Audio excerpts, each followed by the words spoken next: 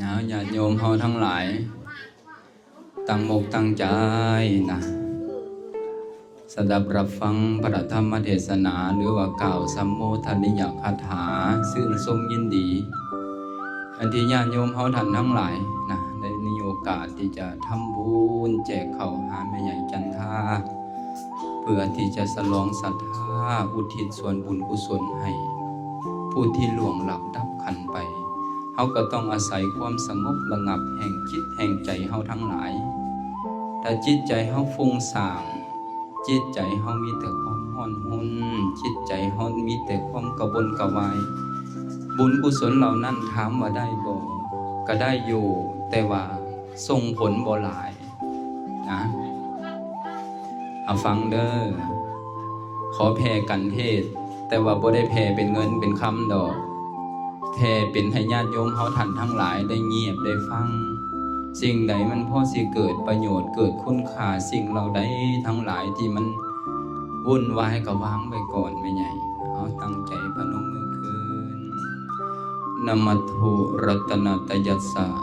ขอน้อมไหวคุณพระศรีรัตนตรัยขอโอกาสพ่อแม่ครูบาอาจารย์พระเถรานุเถระขอความเจริญงอกงามในศีลในธรรมจงบังเกิดมีแด่น้องน้อยสามเณรอุบาสกอุบาสิกาที่ได้รวมกันทำบุญแจกข้าวหาแม่ใหญ่จันทาในวันนี้โดยทั่วกันทุกท่านทุกคนณโอกาสนี้สาธุวางมือลงฟังด้วยความเคารพบนบก็ได้กุศลสันทธัมโมทุลโภโรกัสสมิงการที่เฮาจะทำให้สิ่งใดสิ่งหนึ่งเกิดเป็นกุศลธรรมเกิดเป็นบุญเกิดเป็นคุณงามความดีเหล่านั้นสิ่งเหล่านั้นมันทำเกิดได้ยากพ่อใหญ่แม่ใหญ่เฮาท่านทั้งหลายเป็นหยังคือว่ายากสิ่งดาวกาวเหล่านั้นถ้าเฮาบ่ได้ทำที่มันเกิดจากเจตนาพุทธเจ้าเพิ่นยังกล่าวได้ว่ามโนบุพผังคัมมะธัมมามโนเศรษฐามโนมายาธรรมทั้งหลายนี่มีใจเป็นหัวหน้ามีใจเป็นประธานสำเร็จได้แล้วโดยใจแต่จิตใจเฮาเป็นบุญเป็นกุศลเฮ็ดอันใดมันก็เป็นบุญเบิดบางเทื่อพ่อใหญ่แม่ใหญ่มาให้ทานมาทำบุญแล้วก็เจ้าภาพเจ้าศรัทธาได้ถือโอกาสสร้างกองบุญตั้งกองบุญเพื่อจะอุทิศหาแม่ใหญ่เพิ่นว่าคันว่าเจ้าเฮ็ดบุญก็ให้ใจเจ้าตั้งต่อใส่แต่บุญพ่อใหญ่เอ้ยแม่ใหญ่เอ้ยอย่าสิมีความพะโลม่วนเฮโหห้องอาบน้ำบ่ไหวได้เจ้าบ่สุสวยหลางเป็นหยังเด้คือว่าโตนลงตั้งแต่ห้วยหากินตั้งแต่เต่าคือบ่ขึ้นโคกกวางหาสร้างขี่หลังทางหลวงกวงสั่งมาเที่ยวทั้งแต่ขอบมกประแดกตั้งเจ้าโคสั่งมาจำตั้งแต่ตองเทเดเนาะเพิ่นว่ายามบุญยามงานเฮาตั้งใจอุทิศตั้งใจเฮ็ดตั้งใจทำบางเทื่อบุญกุศลที่เฮามีเจตนาที่จะอุทิศไปหาถึงแม้นสิได้รับในฐานะก็ดีบ่ได้รับในอาฐานะก็ดีบุญกุศลเหล่านั้นมันก็สิส่งผลสะท้อนย้อนคืนมาหาเฮา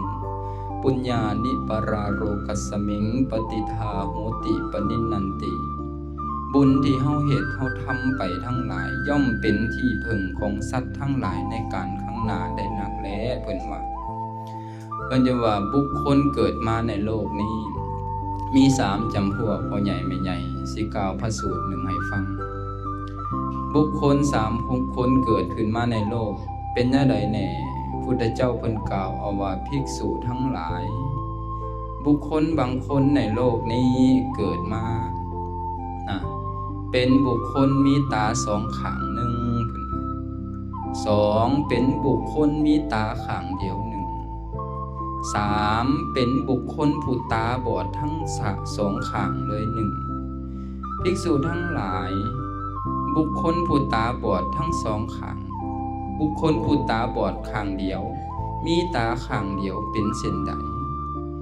ดูก่อนภิกษุทั้งหลายบุคคลบางคนในโลกนี้เกิดมาเป็นมนุษย์โดยสมบูรณ์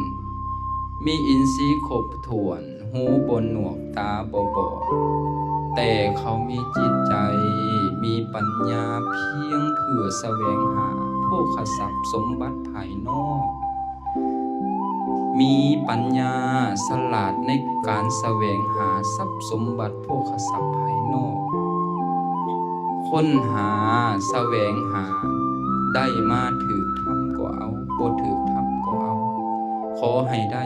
ถือทางก็เอาบ่ถือทางก็เอาขอให้ได้ขอให้มีขอให้เป็นแล้วบุคคลเหล่านั้นเขายังบ่เชื่อเป็นผู้ที่มีมิจฉาทิฏฐิบ่เชื่อว่าบาปมีบุญมีนรกมีสวรรค์มีชาตินี้ชาติหน้ามีเขาบ่เชื่ออย่างนั้นประกอบแต่บาปอกุศลธรรมในฝ่ายเดียวเมื่อแต่กายทำลายขันธ์ไปแล้วกายะสัพเพทังปรมรณังทุกติงโลกังอุปัชชันติเขาย่อมเข้าไปอุบัติเกิดขึ้นในอบายทุกติวินิบากนรกภิกษุทั้งหลายบุคคลเหล่านี้แหละเป็นบุคคลที่มีตาข้างเดียวแสวงหาค้นหาแต่ทรัพย์ภายนอกแต่บ่ฉลาดบ่แสวงหาโภคทรัพย์ภายในอันเป็นสมบัติของจิตของใจที่จะเป็นเครื่องนำพาให้ดวงจิตดวงวิญญาณนี้ไปเกิดในภพภูมิที่ดีพุทธเจ้าเพิ่นยังกล่าวเอาไว้อีกว่าอุปโภปุญญัญจะปาปัญจะยังมัจโจกุรุเตอิทะตัทธิตัสสะสกังโหติเมื่อบุคคลเหล่าใดทำบุญและบาปใดๆในโลกนี้แล้วบุญและบาปนั่นแหละย่อมติดตามตัวเขาไปเหมือนเงาตามตัวเขาไปสันนั้นเขาย่อมได้หับบุญและบาปนั่นแน่นอนฉะนั้นแล้วเฮาทั้งหลายบ่ต้องห่วง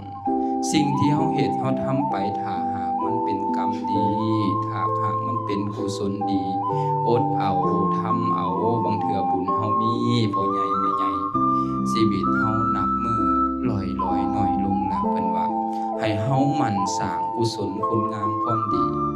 มันรักษาศีลมันภาวนามันให้ทานสร้างกุศลธรรม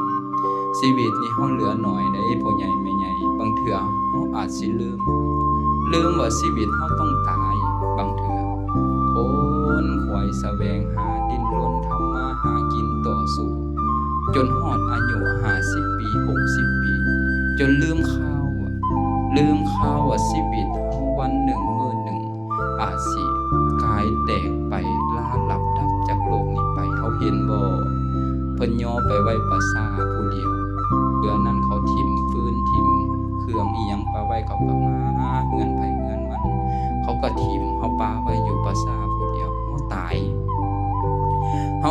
ถ้าหากเฮาบ่ได้สร้างกุศลธรรมคุณงามความดีเอาไว้บ่ได้แสวงทรัพย์ภายในเอาไว้เฮาสิได้เป็นผู้ที่เดือดร้อนใจในภายหลังเด้เพิ่นว่าอันนั้นบุคคลจำพวกที่1บุคคลจำพวกที่2เป็นผู้ตาบอดทั้งสองข้างเป็นอันใดแม่ใหญ่บาดนี้ดูก่อนภิกษุทั้งหลายบุคคลบางคนในโลกนี้เปรียบเหมือนว่าเขานี่หูกับคนหนวกตาบอดมีอินทรีย์โดยครบถ้วนเป็นมนุษย์โดยสมบูรณ์เขาบ่แสวงหาทรัพย์สมบัติโภคทรัพย์ภายนอก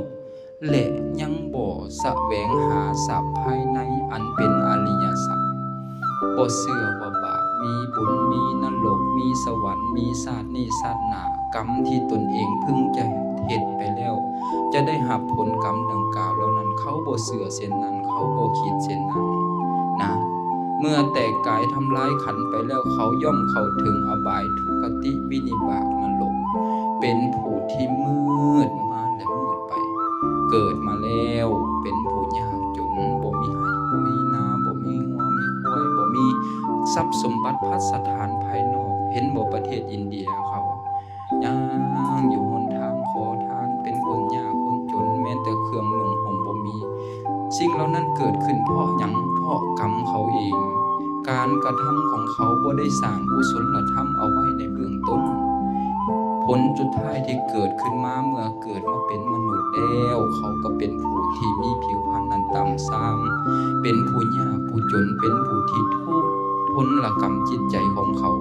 อันนั้นแหละเป็นเพราะเหตุเขายังประกอบกรรมบาปหยาบช้าอีก ยังขาสัตว์ยังหลักทรัพย์ยังประพฤติผิดในกามยังเป็นผู้ที่เบียดเบียนบุคคลเขาเหล่าอื่นอยู่เขาประกอบแต่กรรมบาปหยาบช้าบุคคลเหล่านั้นแหละพุทธเจ้าเพิ่นได้กล่าวเอาไว้ว่าภิกษุทั้งหลายบุคคลเหล่านี้แหละเป็นผู้ที่ตาบอดทั้งสองข้างมืดมาแล้วก็มืดไปบัดนี้จำพวกที่สามได้เป็นอันใดพ่อใหญ่แม่ใหญ่พุทธเจ้าก็กล่าวไว้อีกว่าภิกษุทั้งหลายบุคคลบางคนเกิดมาเป็นมนุษย์นะโดยสมบูรณ์มีอินทรีย์โดยครบถ้วนเขามีปัญญาที่จะแสวงหาทรัพย์สมบัติโภคทรัพย์ภายนอกและเขาเหล่านั้นยังมีปัญญาที่จะแสวงหาซึ่งบุญกุศลธรรมเขาเชื่อว่าบาปมีบุญมีนรกมีสวรรค์มีชาตินี้ชาติหน้าเป็นคนมีสัมมาทิฏฐิประกอบแต่กุศลกรรมละธรรมฝ่ายเดียวกายะสัพเพทังปรมรังทุกสุขติงโลกังอุปสัตติเมื่อแตกกายทำลายขันธ์ไปแล้วเขาย่อมเข้าถึงสุคติโลกสวรรค์นะไปเสวยผลกรรมในทางที่ดีที่ควรที่งามเลือกเอาเด้อพ่อใหญ่เด้อเฮาสิเป็นบุคคลประเภทที่1ประเภทที่2หรือประเภทที่3บุญน่ะควรสร้างเพิ่นว่าบารมีพร้อมพำทำแต่ดีใจไผบ่ยอมก็สร้างตามเด้อแม่ใหญ่เด้ออัตตะสัมมาปณิทิจะตั้งตนไว้เที่ยงมั่นในความดีบ่มีใจเอ็นเอียงหวั่นไหวไปทางหายไผสิตีสิขายทางเมืองก็บ่เอียงมีแต่ตั้งเที่ยงไว้บ่ไล่ทิ่มฝ่ายดีเพิ่นว่า